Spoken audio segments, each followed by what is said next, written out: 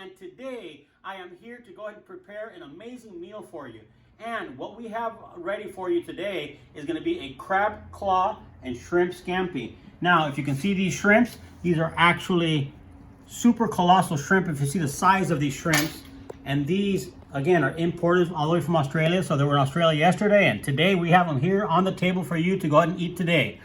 So again, very high quality product. And these, just in case you guys were wondering, I did get them at Bristol Farms.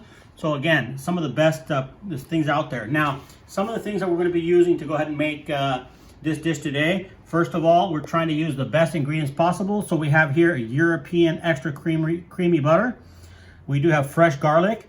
We do have bell peppers we're going to be using, some tomatoes, lemon, some onions. And then again, you can use onions, you can use scallions, you can use all different types of things. So it doesn't have to be this way, but it just gives you an option. Now, one thing that I also like to use is I like to put a little bit of chili in there, not to make it spicy, but just to give it a little bit of a bite. So this is going to be very important that when we dice this up, we dice it very, very, very fine, so nobody actually finds a big old chunk of chili. Because I'm telling you, the worst thing that you want to do is be eating and all of a sudden find a big old chunk of chili and be dying. So that's not good. And I call that laziness in cooking. So make sure we dice this very finely. Now, before we get into some of the preparation, I did want to talk about one of the most important spices that we're going to use in here, and this is going to be saffron. Now, saffron is one of the most expensive spices in the world. And let me go ahead and give you an example of what this is. This is all organic saffron. They do have some saffrons that are cheaper, but again, this is pretty much the best we can get. It's an imported organic saffron. And what we're going to do with this is we're actually going to take it.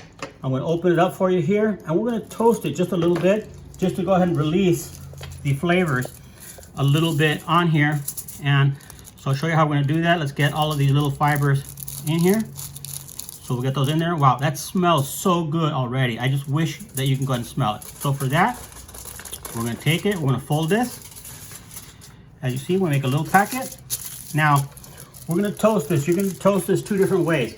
One way you can do is you can just put it in the toaster oven, or you can put it right in your pan. The only thing is, I'm going to warn you, because I've done it many times, it's very easy to burn this. And all you want to do is dry it out a little bit and toast it. So basically 1 or 2 minutes in that little toaster oven. Do not leave it side, because I've done it many times where I burned it. So let's not go ahead and do that. So without further ado, I'm going to go ahead and chop up all our vegetables, get the saffron toasted and ready, and then we'll get you onto what we guys want to see, which is actually the cooking part. So see you guys in a few minutes. We're going to start with a little bit of olive oil here, because that's going to lower the burning point of our butter. And then of course we have the nice, beautiful European butter with the extra cream. So we're going to go ahead and throw that in there. And just listen to that. That is just amazing. And we're going to stir that up. Again, we don't want it too hot. So then from there, we're going to start throwing some ingredients. We have the onions. We have the garlic. There are peppers. We'll put the garlic in last just so it doesn't burn. This is again our finely diced chilies. Again, optional. And depending on the spice, on how much you want to do. We have our onions.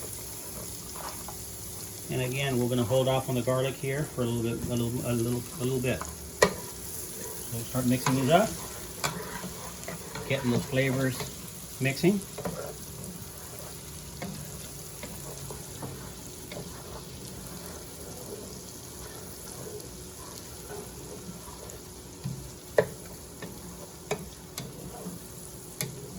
Okay, there you start seeing some of the veggies and stuff start getting caramelized there, releasing the flavors into the butter. So then based on after that, now I think we can start adding some more of the garlic now, because we're getting ready now to the good part. Go ahead and put the garlic, mix this all up. Wow, that is just smelling amazing. I wish you guys can go ahead and smell what this smells like right now, because it smells great. So now continuing on from there, we have all our shellfish, all our shrimp and everything. We've taken them, we've opened them up here with the scissors, opened them up, cleaned them, deveined them, and that's again the importance of the most important ingredient when you're cooking, which is the love and care that you're going to put into the cooking. So we're going to go ahead and put these in here. Set these all up in there.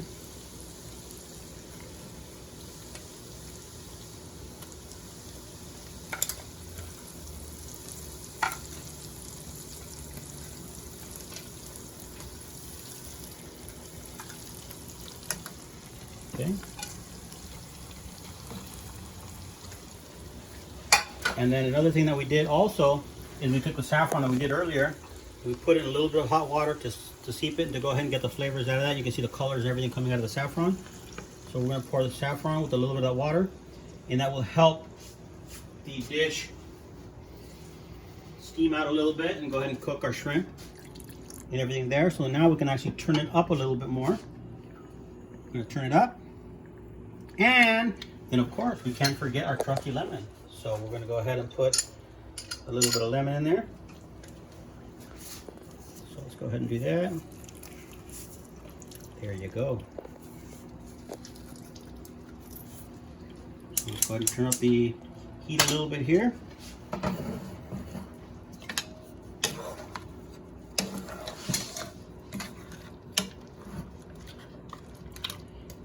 And then let's take a little break. I'm going to take it, we're going to cover it up, let it go ahead and steam out, and then we'll be back in a few minutes. So it's almost ready.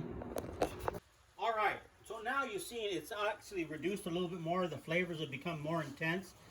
And I've tested it for salt, everything looks good, spiciness, everything is really good.